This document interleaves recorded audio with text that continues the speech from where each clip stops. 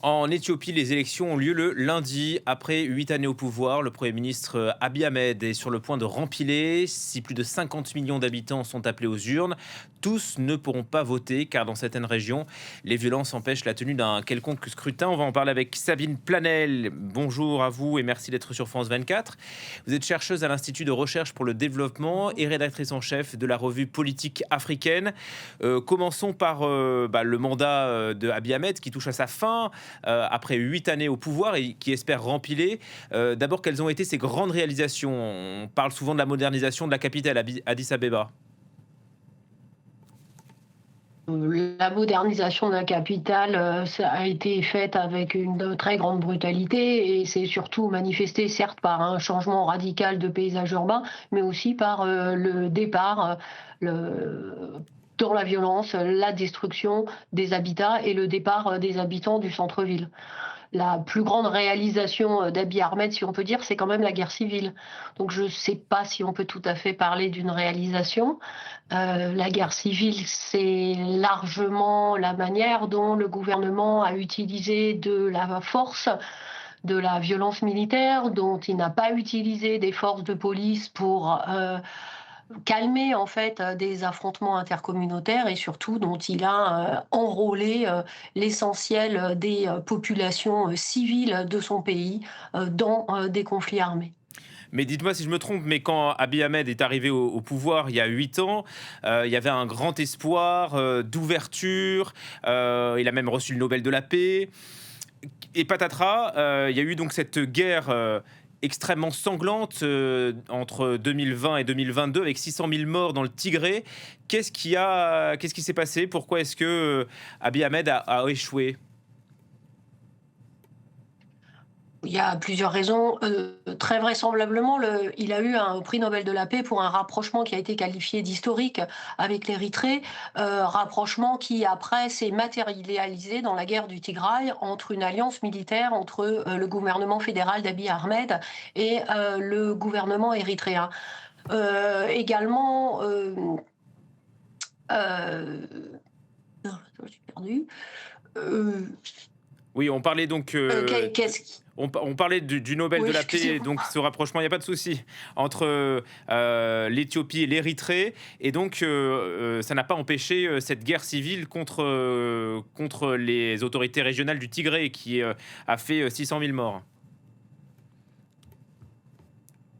Oui, la guerre civile a été sanglante, et le gouvernement, a conduit sur différents fronts. Aujourd'hui, si, la guerre du Tigray, qui a été, l'épisode, le plus, meurtrier, la guerre civile continue. Il y a des fronts, armés et des combats encore dans des régions qui sont, les régions du Bénichangul. Il y a toute une série de sites, qui sont considérés comme des sites en affrontement actif et qui ont été listés aujourd'hui même par le général en chef des armées éthiopiennes.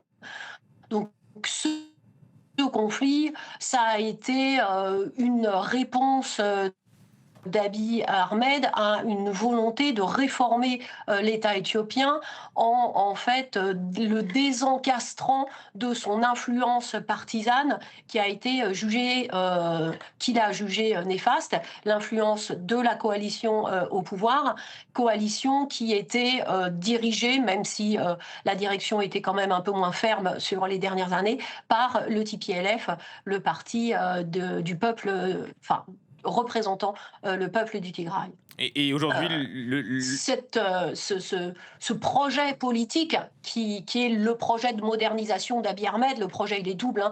Il est un projet de privatisation de l'économie éthiopienne et de relance de la machine économique, qui est un projet dont on voit quelques fruits, mais un projet qui se fait à la condition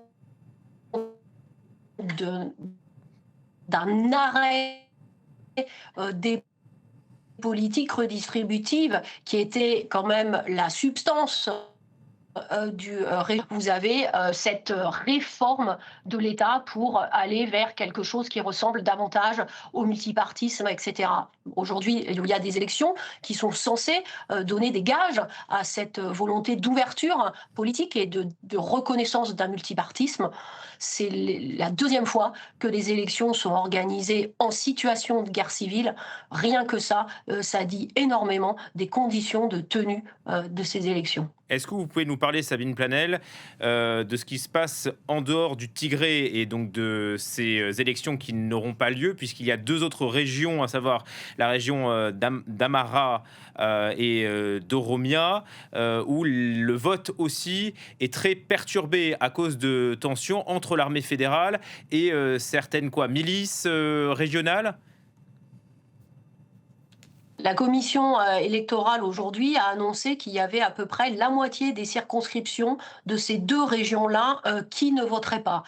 En partie pour des affrontements armés entre les milices armées et les forces fédérales, en partie du fait d'un blocus, d'un no-go zone qui a été déclaré pendant 5 jours pour empêcher la tenue des élections par les forces armées Oromo et les forces armées Amara Fano.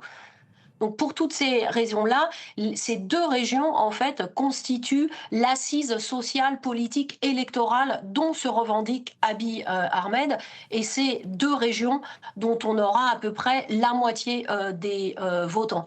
Dans l'ensemble du pays, les votes se résument principalement aux grandes villes et encore pas toutes. C'est principalement en fait la capitale qui se rend aux urnes aujourd'hui. Et j'ai reçu des photos de la capitale aujourd'hui. Les rues sont désertes. La campagne électorale s'est faite sur un fond de censure du journalisme, de préparation de l'électorat avec des campagnes de distribution de nourriture effectuée par le parti au pouvoir. L'opposition a été très peu visible, très peu active, par manque de moyens, mais aussi vraisemblablement du fait de pression. Et bon, voilà, les quelques personnes qui se déplaceront iront pour voter pipi.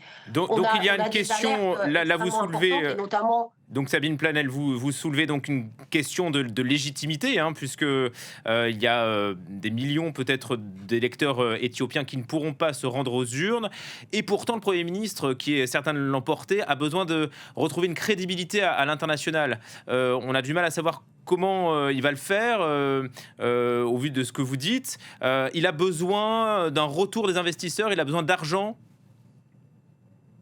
Exactement.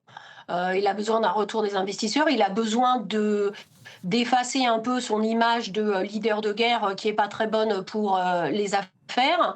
Mais les observateurs européens ne sont pas présents pendant les élections. Il y a simplement des observateurs de l'Union africaine et de l'IGAD qui ne signaleront pas de grandes malversations, même si on a des témoignages en fait d'un trucage des votes, de remplissage de listes par les cadres du parti, etc. Ce que le gouvernement met en scène actuellement, aujourd'hui, c'est en fait une participation massive aux urnes pour contrer l'argument de l'opposition qui est de dire que les élections ne sont pas légitimes parce qu'une une trop faible partie de la population est amenée à voter. Et ce que va permettre ces élections, c'est à la coalition, au parti au pouvoir, de se présenter comme une coalition en intégrant quelques petits partis d'une opposition très relative au Parlement, et surtout de permettre, par des mécanismes de cooptation et de remplacement du personnel politique, en fait, de renouveler les élites politiques locales, etc. Vraisemblablement, c'est ce qui risque de se passer dans la région Afar. Merci beaucoup Sabine Planel, chercheuse à l'Institut de recherche pour le développement et rédactrice en chef de la revue Politique africaine.